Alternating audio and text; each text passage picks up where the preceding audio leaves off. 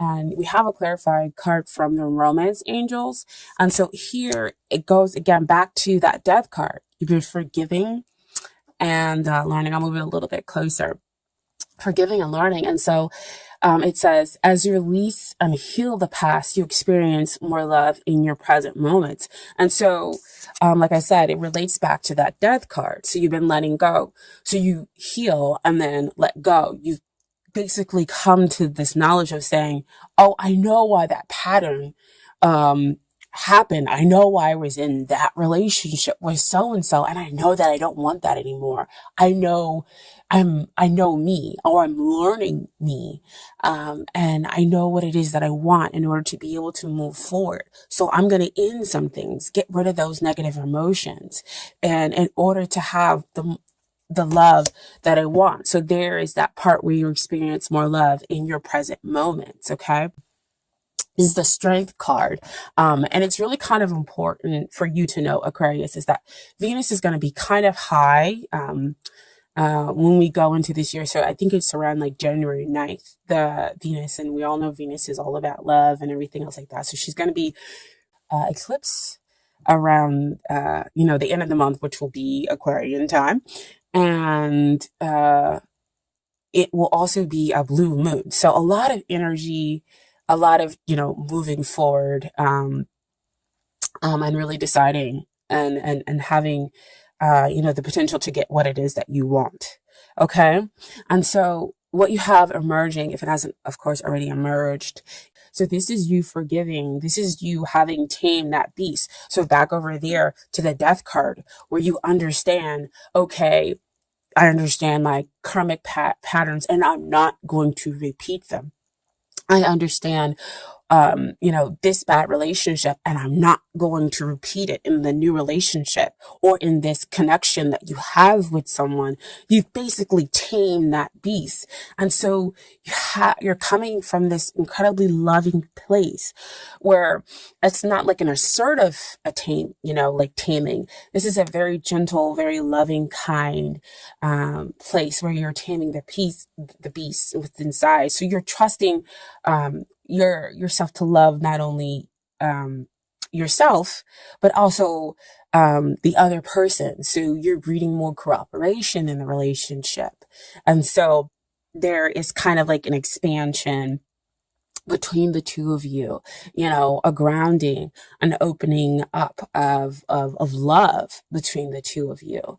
And so you start to kind of develop this just gentle strength within yourself and allow yourself to kind of be this, I'm getting the person's rock and the rock of the relationship, emotionally, actually just kind of like everything, because you come from such a pure place, the other person kind of responds.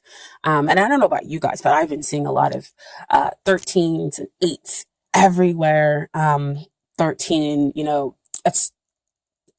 it can be one of those like master numbers where you're not going to break it down. And so you just kind of keep it together, or it could be that changing of cycle, or you could break it down to with 1 with the new beginning, and 3 and taking that action and working with the divine. But I also pulled a clarifier. Sorry about that side note. But I also pulled a clarifier for the strength card. And what I have here is love yourself first. Your self-respect makes you more romantically attractive. So see, again, back what I was talking about before, is that you figure out a way to kind of balance that energy. You've healed all that stuff in the past. You let go of negative emotions that didn't serve you, because you found out a way how to love yourself. And we all know, in loving yourself, you attract those who love you, And when you do sometimes attract those people who don't, you know how to say, you know what? I know that it is that you don't love me. And so, or you're not going to love me the way that I want you to love me. And so you just, kind of release them and go, hey, it's okay. I'm good. I'll be okay without you.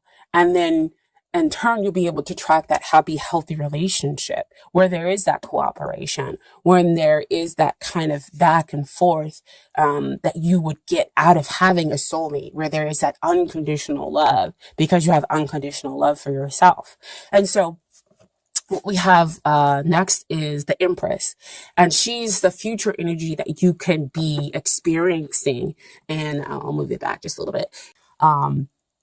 And we all know the Empress, she is love. She's balanced everywhere. Emotionally, she has that grounding. She has that overabundance of just kind of everything, but she knows how to deal with it. She's sensual. She comes from, of course, a pure heart. But she's successful, especially in love, because she has all this balancing going on, because she's able to nurture and care for the other person. And so that's what you're going to get back. In this relationship is kind of, you give out this nurturing vibe that started over here with that strength card. And so you'll have that success that you wanted in love, and you'll be able to have your heart open and not be worrying about, well, I'm being a little too vulnerable. I can't be vulnerable like that, because we Aquarians can sometimes be like, I'm not gonna let you see my emotions, because then you might do something to hurt me, and then I'm gonna have to cut you. Okay. And so you've basically kind of moved past that energy a little bit. And so you have allowed yourself to be vulnerable with this other person. And in there, you've gotten the success in love. And so we have the clarifying card here, and that is wedding. The situation involves marriage. So this could be, because you're having success in love, this could be a deepening of a commitment. Doesn't necessarily always have to involve marriage. But if that's what you were going for, marriage, that card shows up to tell you that, yes, you could be getting married, or you could realize that this is the person that you want to marry, and you can have that success in love because you have your heart open, because you have the emotional stability. You know when to be, evolved emotionally, and what emotions to come out, so that it's not like, all that negative emotion kind of that comes out sometimes, with Aquarians, when we feel like we might be rejected, or we feel like things could be going wrong. We're just in a space to be like, you know what? I'm okay to be vulnerable. And there is a strength in me being vulnerable. And I can love the way that I want to love because I love me. I know I'm not going to make the wrong decision in my love life for me. And so what the divine is offering you as far as aces, and aces are all about, new beginnings, what the divine is offering. And so first one I want to look at is the Ace of Swords. So this is like mental clarity. This is success that we're talking back over there with the Empress. But this, has come after much adversity. This is come after, cutting away and getting rid of stuff that, just wasn't for you, which again goes back to that death card energy, back to that forgiving and learning.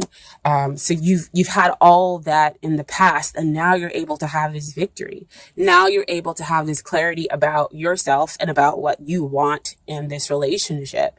And so we also have the little fire symbols down there, which relate back to the Six of Wands. So again, victory and success, possibly having the man or woman of your dreams, which could lead to the reason why you go get married, or possibly have a deepening of a committed relationship.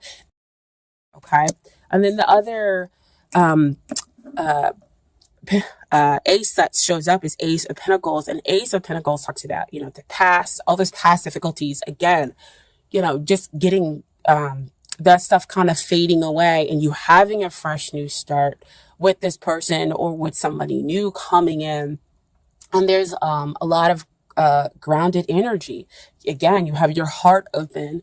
You're because there is such innocence, there's such understanding, there's so much love here, that it's able to create this stability. Again, back to that strength card. And so the two of you kind of create this new, can create something new as far as relationship, which could be the marriage, okay, or deep commitment. Now, as far as the energies that evolve within the couple in the relationship, I pulled out the court cards, and so I have here a Queen of Swords and the Queen of Wands. And so just so everybody, gets reminded that even though we have two queen cards here, the court cards are sexless. So, it just means that somebody's taking on the energies of that court card. Okay, so we have here, of course, first the Queen of Swords, and this is you, my dear Aquarians, because we're talking about it always representing those air signs. So Aquarian, Libra, Gemini. So this message is pretty strong here for you, with you guys showing up in your own court. With your own court card showing up in this reading, okay? And so this reminds you, to not detach from your feelings, to, yes, always gain the truth, but remember not to be so bluntly, and to remember all the things that you have done to get, to this point in order to experience the love, and that you have, an emotional depth that is okay to kind of come out. Now, why I say it's okay to come out is not only based upon the Strength and the Empress cards and the Love Yourself First. It's also, this is a Queen of Wands, which typically means that it can represent a fire sign, which would be Sagittarius, Leo, or Aries. And we all know what happens with fire and air. Air fuels fire. Air likes that level of freedom, and so does fire. And so even though the two of you might not be of the same element, you get each other, you completely complement each other, and as an air sign, you're able to allow that fire sign to go higher, because again, they are going to be hard to pigeonhole if they're taking on this fire sign energy. But there is such a deep connection, especially a spiritual one, when this card comes up, that, you'll be okay, that they are going to go out there and do whatever that they do, because, you're doing the same thing. But again, like I said, back to the communication that shows up with the Queen of Swords, that shows up with the Ace of Wands, is to make sure that you have clean communication between the two of you. Where you're like, look, fire sign or person who has a fire sign energy, I need some one-on-one time with you, because it's important to me. And so you're able to just speak out in a way that's loving and gentle and kind in order to get your needs met. And not that, you're taking time away from them. You just, know what it is that you need and should be getting out of relationship. It should be reciprocal. Okay. And so again, the person could just be, they could be those signs, or they could just be taking on that energy